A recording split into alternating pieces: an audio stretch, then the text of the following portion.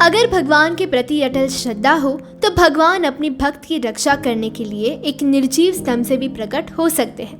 भगवान नरसिंह देव का प्राकट्य इसी बात की पुष्टि करता है। अपने भक्त प्रहलाद की रक्षा करने के लिए श्री नरसिंह देव अर्ध मनुष्य और अर्ध सिंह के रूप में प्रकट हुए।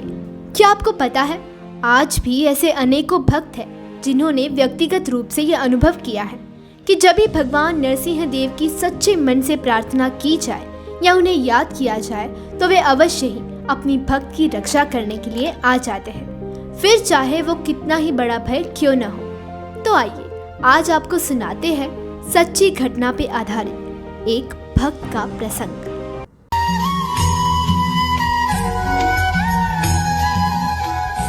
हरे कृष्णा। ये बात है एक भक्त परिवार की जो दक्षिण अफ्रीका की राजधानी केप टाउन में रहते थे। उस परिवार में एक छोटी सी 5 साल की बच्ची भी रहती थी।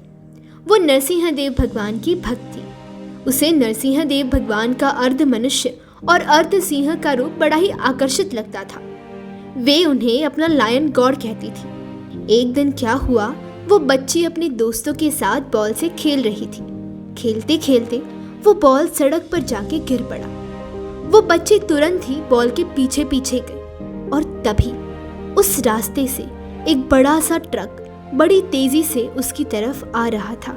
उसी समय उस बच्चे के पिता घर के पहले मंजिल से देख रहे थे। उसके पिता ने उस बच्ची को जोर से आवाज लगाई, पर वो आवाज उस बच्ची ने नहीं सुनी। फिर उसके पिता ने अपनी बच्ची को बचाने के लिए पहली मंजिल से नीचे कूदे।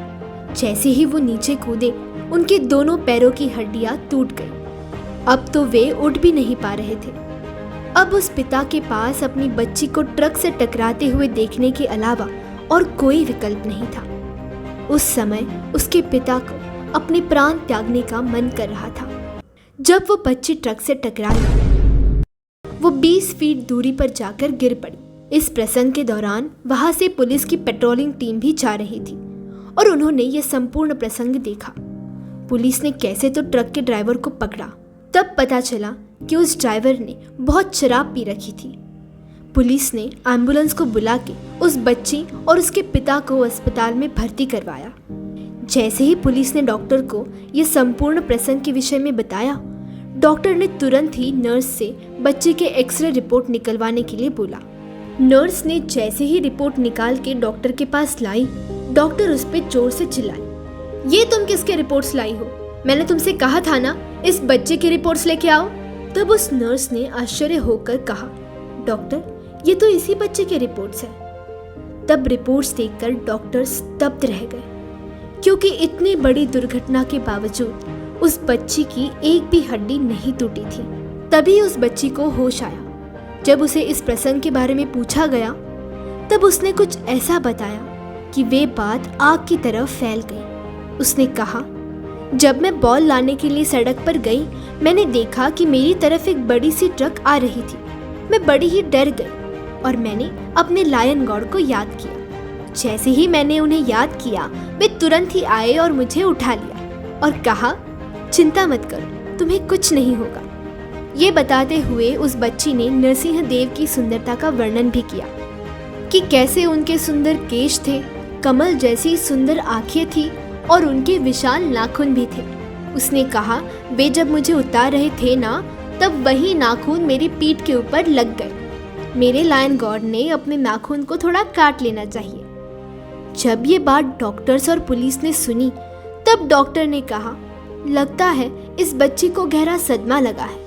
पर बाद में जब उस बच्ची की जांच हुई, तब पता चला कि इतनी बड़ी दुर्घटना के बावजूद उस बच्ची पर एक भी घाव का निशान नहीं था, सिवाय पीठ पर लगे निशान के। डॉक्टर्स ने कहा, ये निशान तो कोई जंगली जानवर के नाखून का लगता है।